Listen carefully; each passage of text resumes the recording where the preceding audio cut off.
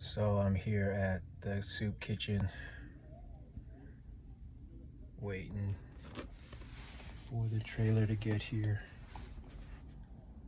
If he were telling the truth, he wouldn't have told us. Unless, of course, he knew you wouldn't believe the truth, even if he told the truth. I went to church on Sunday, so it's my second time going out. I didn't go to the small group for Adventures with Some Fat Guys. I missed out on a lot of things.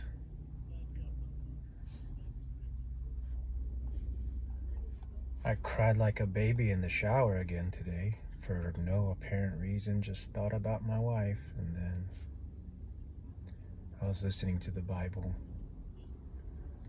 I read through Daniel, well, I listened through Daniel all the way through Habakkuk. And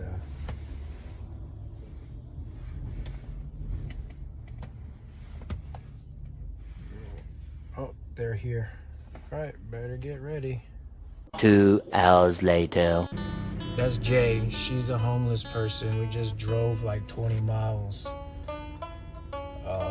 She was like thinking I was taking her somewhere to kill her, and I was thinking that she was gonna do something to me. But I prayed before I left. I said, Jesus, if this is what you asked me to do, I'm gonna do it. But you better keep me safe. Doing some crazy stuff right now. I can't believe this is happening. Like, I'm like really shaky. Like,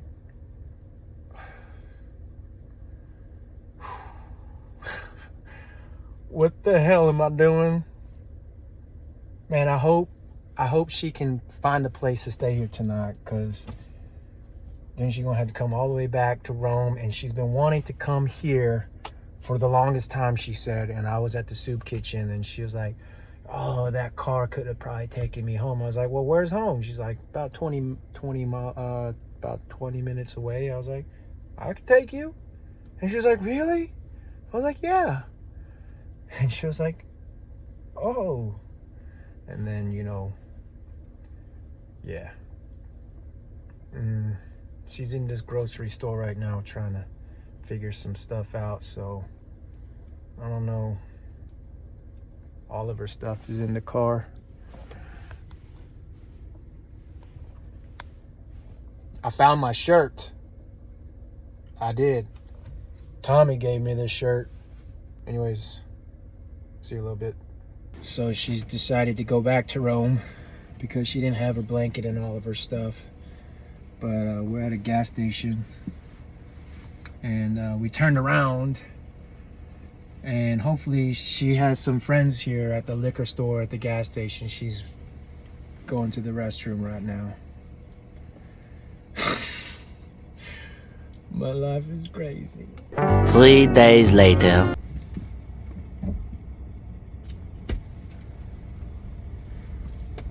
Swear, man, homeless people are homeless for a reason.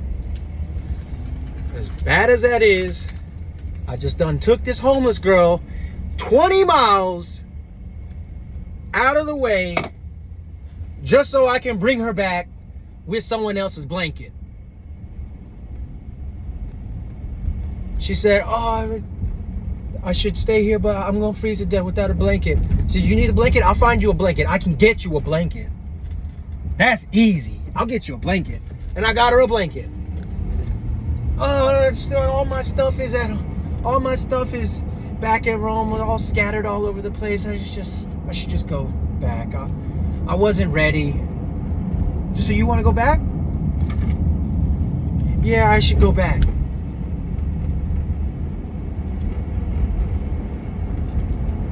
And then she don't want to listen, and then she thinks she's gonna compare me to the police officer. Look, maybe the police officers are saying the same thing that I'm saying, because you ain't making any sense, woman. I did everything you asked me to do, and you still were not happy. What is going on?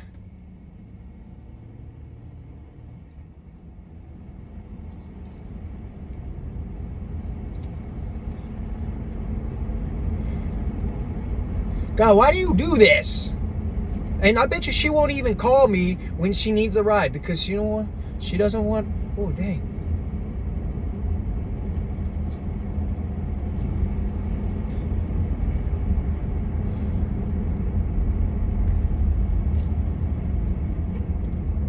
When I say repent, it's nothing to do with me. It's got nothing to do with me.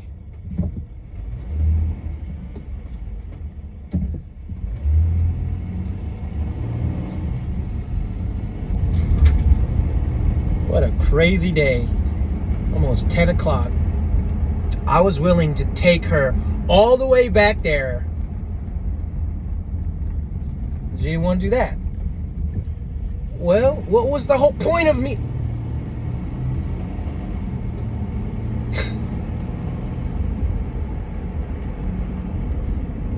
I can't remember his name, but he gave me $20 to fill my tank up. So I still came out on top. If you want to think of it that way. But that's not why I went through all of this. I did this because I thought she wanted to go home. She's been wanting to go home for 4 or 6 months, she said, and then she finally gets home, and then I take her there, and then she doesn't want to go home anymore. She has all of these friends, and then all of a sudden she doesn't have these friends. Life is crazy. Sometimes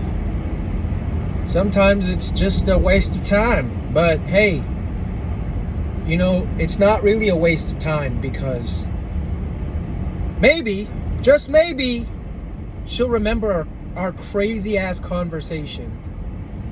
And she'll remember the things, and she will remember my kindness.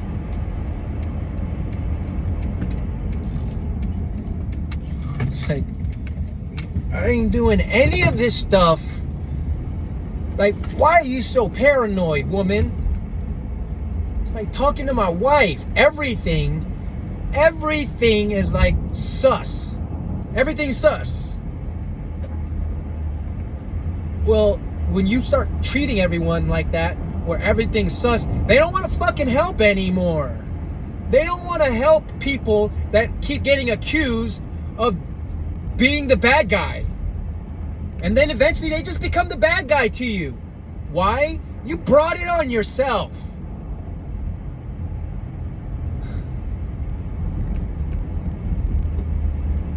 But look, again, that doesn't change anything.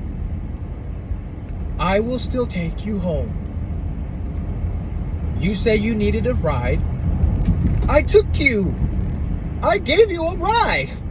I did exactly what you asked.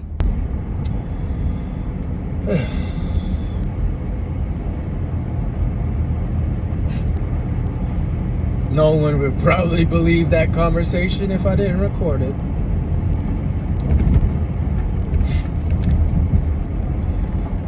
The autistic Christian out. If he were telling the truth, he wouldn't have told us.